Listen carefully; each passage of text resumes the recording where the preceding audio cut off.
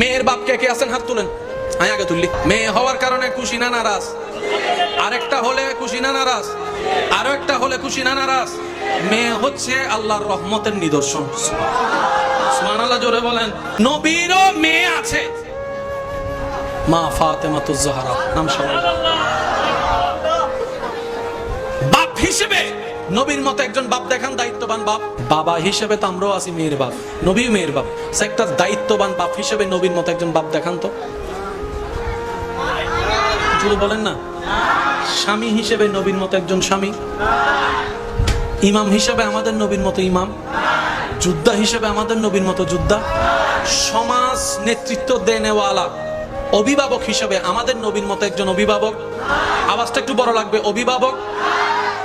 সমাধান করে দেওয়া, ঝগড়া মিটাই দেওয়ার মতো সুন্দর পরামর্শদাতা হিসেবে আমাদের নবীর মতো একজন।